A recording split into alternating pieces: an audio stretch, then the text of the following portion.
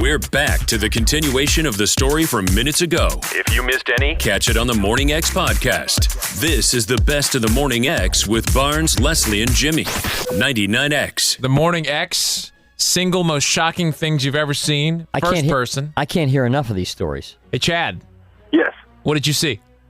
Man, I watched a lady split her head open on the bottom of a pool. On purpose? No, she was just doing a dive, and all of a sudden everything looked normal, but all of a sudden this pool of blood came up on the water, and everybody started freaking out.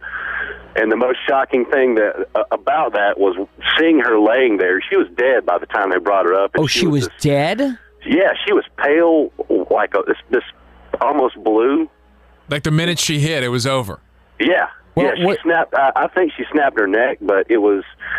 I mean, there was still a lot of blood on the pool and on the deck, and her eyes were open, and that was kind of freaky. Well, was the pool not filled all the way, or I mean? No, it was filled all the way. She just went straight down. I mean, she was on the high dive.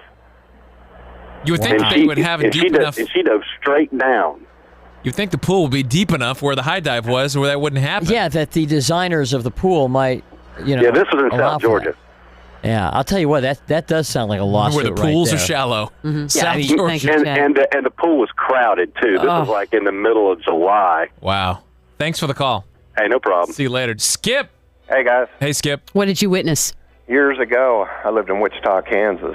Sorry. Yeah, me too. But anyway, I was driving downtown and got blocked off right in between two intersections by the police. Right in front of a bank. I thought it was being robbed until the cops ran up to the car and made me get out, and then said stay low and took me back to a kiosk. Well, apparently on top of the Holiday Inn, there was a young kid with a .30-06 and a scope picking people off. And a news reporter was coming around the corner in his car. He shot him through the heart.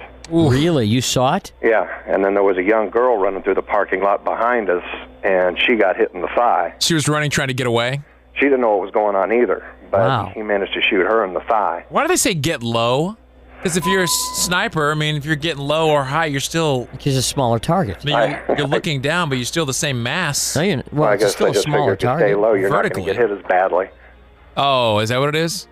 Yeah, because it's harder to get a headshot if you're low. Oh, true. So then what? About 10 minutes went by, and they finally they shot him through the partition. They got him. Yeah. Could you see him inside?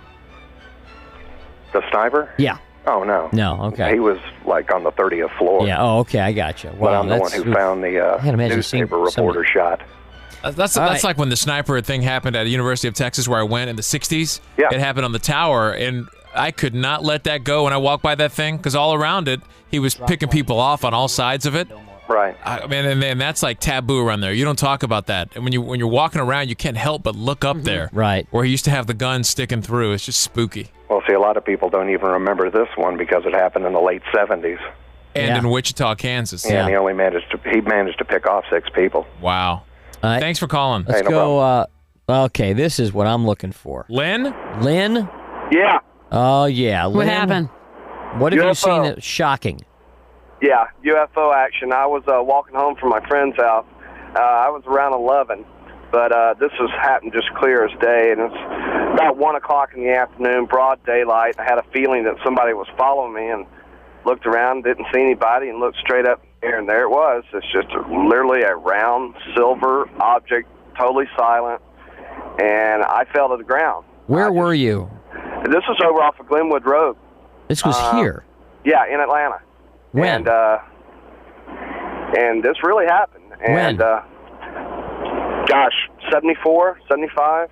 All right. Yeah, there were a lot of Martians coming to town about that, I remember. Well, let me tell you. Yeah. The very next day, and somebody else was remarking earlier about loss of time. Well, I just got a watch, my first watch ever, and this was 1:20 in the afternoon. I never will forget it. And it was 3:30 before I could get up after the thing left. And I just sat there looking up at the sky for 2 hours and literally could not move. Well, what did this thing do? Just hover, or did it? It hovered and just stood there. I mean, just totally silent, no sound whatsoever, no lights flashing. just hovered up above me. It just sat there. Yeah, and just after about what seemed like eternity, it just disappeared straight up into the sky. How big was it? Maybe 30 feet in diameter and about as tall as the trees, a good-sized tree. And you weren't smoking a fatty that day? I was 11, man. Come on. I know, now, who was the first Lynn, who was the first person you told? I ran home and told my mother, and to this day, I really don't think she's quite ever fully believed me. Did anyone else in the neighborhood see this? No, and that was a really weird thing. But the very next day, I went to my friend's house and told him about it. I couldn't even leave the house at night. Told him about it, and he said, well, come here and look at this. So we went out in his backyard, and there was literally a circle burned roughly about 30 feet in diameter that had occurred over the night. Said the dog had been freaking out all night long. They didn't know what the dog was freaking out on. And it was literally burned in the grass, a 30-foot ring. And, that pretty much cemented it in my mind that, I wasn't hallucinating, didn't imagine it or anything along those lines. There is no question in your mind that you possibly saw something that wasn't really there? None whatsoever. I believe him. I totally believe him. Whatsoever. All right, well, thank you for the call. Thank you. I believe him. Thanks, Lynn. Those UFO sightings, I have a hard time with them. Well, what's weird there's is never any proof. Well, because what's weird is that it's always like a single person that has seen them. You don't often have like 5 people saying, hey, we all saw this. That doesn't happen too often. Well, that's just like the one morning ages ago we came on at 6 o'clock saying about how we saw blah, blah, blah, and 20 people called up and backed it. And we didn't see anything.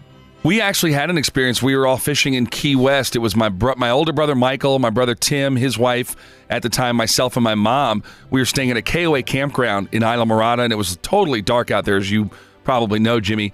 And we had just finished dinner. It was pitch black. We were all laying on picnic tables, just relaxing. We're all full of fish and everything. And we all looked up and we saw the same light, which was, it seemed like it was miles and miles away, but the action of it was zipping and stopping and then just doing all these maneuvers that there's no way a plane could have done it. A single light just zipping back and forth, and we all saw it, all of us. It wasn't a satellite? What's a satellite going to be doing, zipping and stopping on a dime and then shooting across the sky? Granted, 4 of us were stoned, but my mother was not. My mother was not, and my mother saw it. Well, maybe she just felt like she had to back her son, whatever he saw. Were seeing things. Contact high, maybe. The best of the Morning X. 99X.